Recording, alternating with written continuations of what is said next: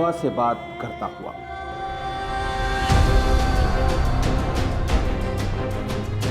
रेत के सीने को चीरता हुआ, बिजली की रफ्तार से कुछ हिंदुस्तानी सपूतों का एक छोटा सा कारनामा, तारीख के पन्नों में अपनी जगह बनाने, आंखों में एक अजीम मकसद लिए अरब की जमीन करबला की तरफ रवां है। हल मिन नासिरिन यंसुरना। नबी मोहम्मद साहब के नवासे इमाम हुसैन ने जब करबला में इंसानियत से यह सवाल किया, है कोई जो मेरी मदद को आए? इतिहास ने देखा कि इंसानियत से किए गए इस सवाल के जवाब में इमाम की मदद के लिए अपने घरों से जो हक परस्त निकले, वो रसूल का कलमा पढ़ने वाले मुसलमानों के साथ साथ कांधे पे जनेऊ डाले, माथे पे तिलक लगाए कुछ हिंदुस्तानी ब्राह्मण भी थे।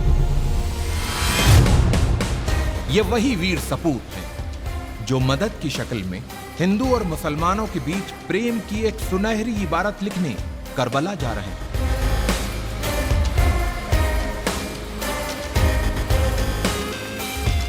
जालिम बादशाह यजीद अपनी हुकूमत के नशे में चूर होके इंसानियत का चेहरा बिगाड़ देना चाहता था,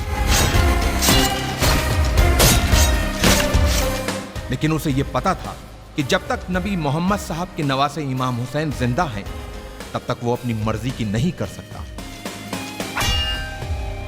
उसके इसी डर ने इमाम हुसैन को उनके परिवार के साथ करबला में घेर के उनसे अपनी हुकूमत के सामने सर झुकाने को कहा।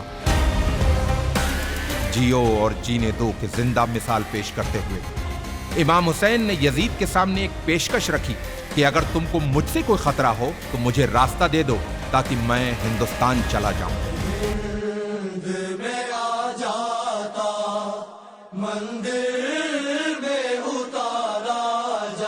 इमाम को दरियाए फरात के किनारे घेर लिया गया, उनके बच्चों और औरतों पर पानी बंद कर दिया गया। यह सब जुल्म यजीद के खत मिलने के बाद इब्ने जियाद ने इमाम हुसैन पे किए। इमाम की तरफ से भी खत लिखे गए।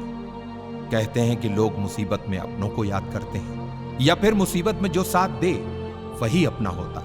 इमाम हुसैन ने अपने बचपन के दोस्त हबीब को खत लिखकर मदद को बुलाया और दूसरा खत करबला से दूर, बहुत दूर भारत के एक हिंदू राजा के नाम लिखा गया। इमाम हुसैन के बेटे अली इब्ने हुसैन ने अपने भाई भारत के राजा समुद्रगुप्त के नाम लिखा था यह खत। सुनने में अटपटा लगने वाले इस रिश्ते का इतिहास गवाह है।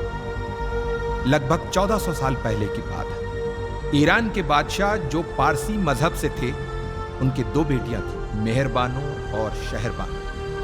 मेहरबानों का विवाह भारत के राजा चंद्रगुप्त से हुआ और रानी का नाम मेहरबानों से बदलकर चंद्रलेखा रखा गया। और कुछ वर्षों बाद चंद्रलेखा की छोटी बहन शहरबानो की शादी इमाम हुसैन से हुई। चंद्रलेखा और चंद्रगुप्त के बेटे समुद्रगुप्त उस समय राजा थे जब उन्हें अपने मौसेरे भाई अली इब्ने हुसैन का पत्र मिला।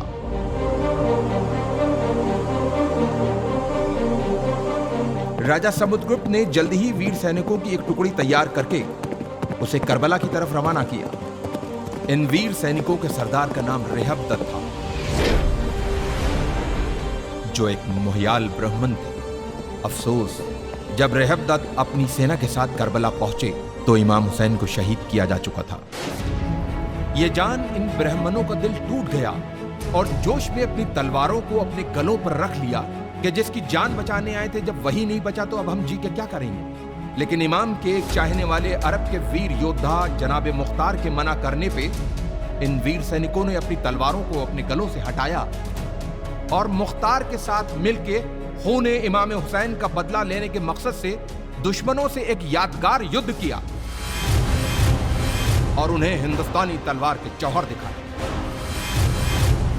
इन वीर सैनिकों ने करबला में जहां पड़ाव डाला था, उस जगह को हिंदिया कहते हैं, जो जगह आज भी उसी नाम से मौजूद है। इन ब्राह्मणों में से कुछ करबला में वीर गति को प्राप्त हुए, कुछ वहीं बस गए और कुछ अपने देश भारत चले आए। इतिहास इन वीर ब्राह्मणों को हुसैनी ब्राह्मण के नाम